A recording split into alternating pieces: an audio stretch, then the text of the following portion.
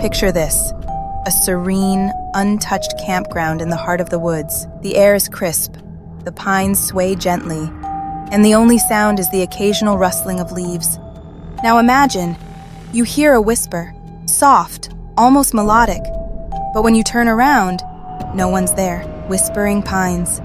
Campground is beautiful during the day, but at night, it reveals its sinister truth, and the campers who dare to stay never leave the same. Whispering Pines was once a cherished getaway. Families flocked to its picturesque trails and pristine lake. But over the years, the number of visitors dwindled. Whispers, both figurative and literal, circulated about strange disappearances.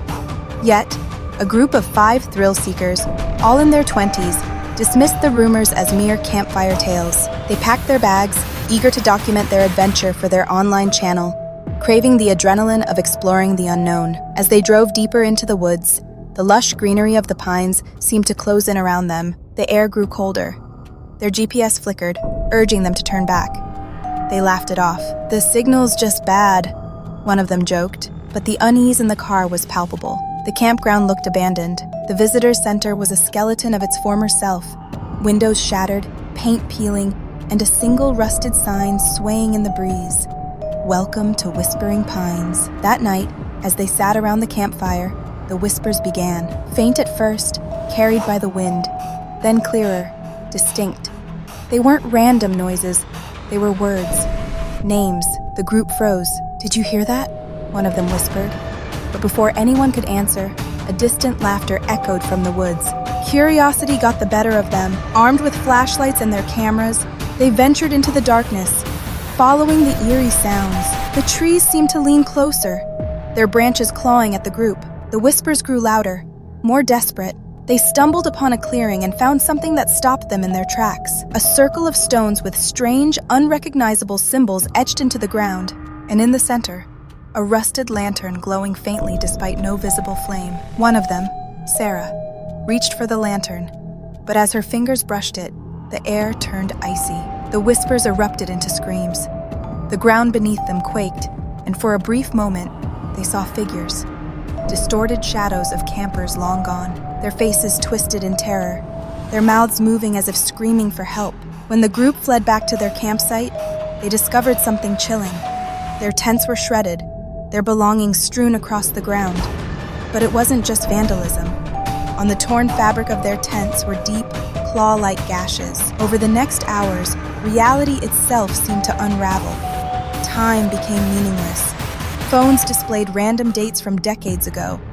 The sky remained a perpetual twilight, neither day nor night. Each member of the group began hearing whispers calling their name, accompanied by fleeting glimpses of someone, or something, lurking just beyond the light of their fire. One by one, they began to lose their grip on reality. Jacob claimed he saw his reflection in the lake, but it wasn't his face staring back. Sarah insisted she felt someone brushing her hair, only to find strands of her hair lying on the ground. That's when they met her.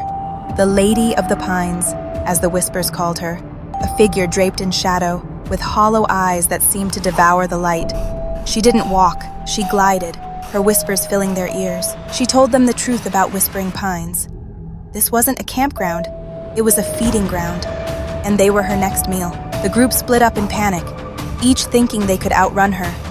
But the woods twisted and turned, leading them back to the same place, the stone circle. One of them, Alex, decided to destroy the lantern, thinking it would break the curse.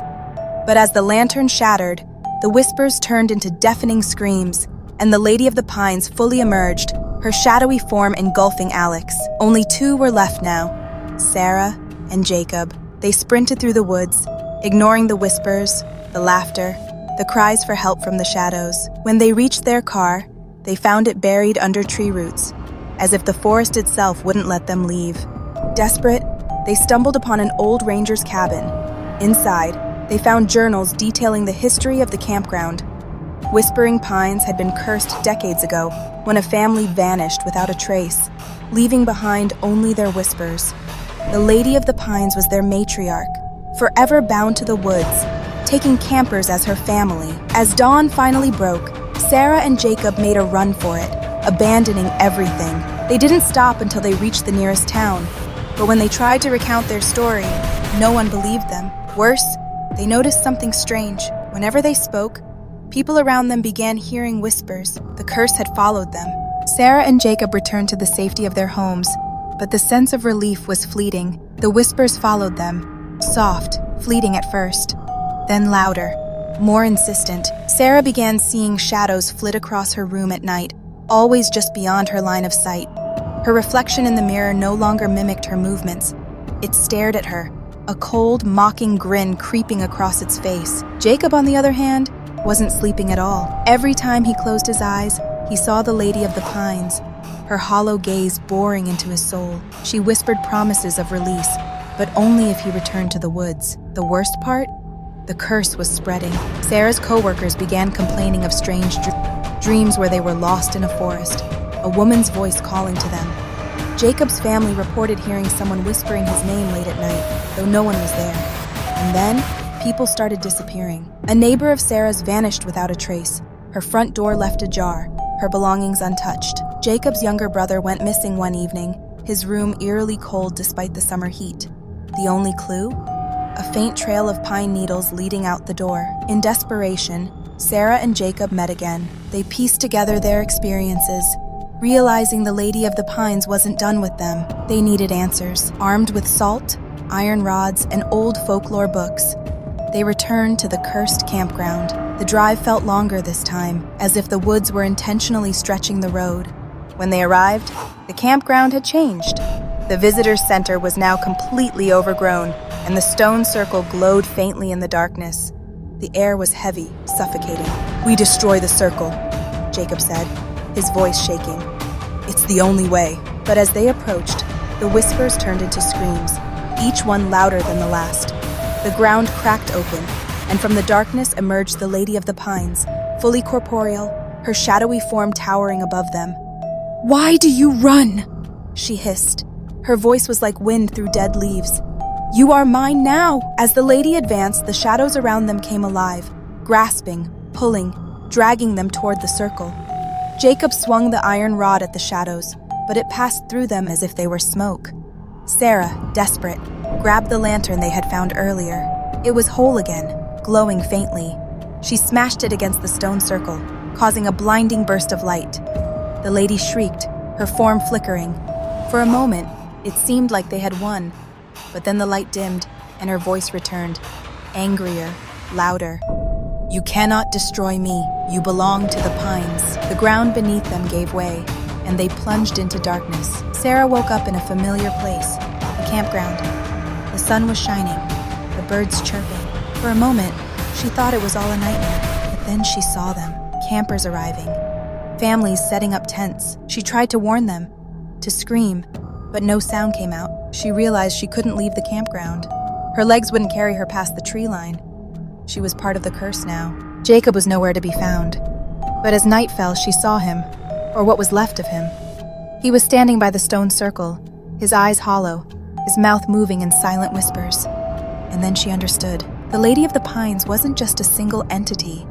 She was everyone who had ever fallen to the curse, their souls bound to the woods, feeding on the next wave of campers. Whispering Pines isn't just a campground. It's a trap, a curse, a place that ensnares anyone foolish enough to enter. Sarah and Jacob's story serves as a warning. If you hear whispers in the woods, don't follow them, because once you do, you may never return. And now, as you watch this video, do you hear that faint whisper behind you? Don't turn around.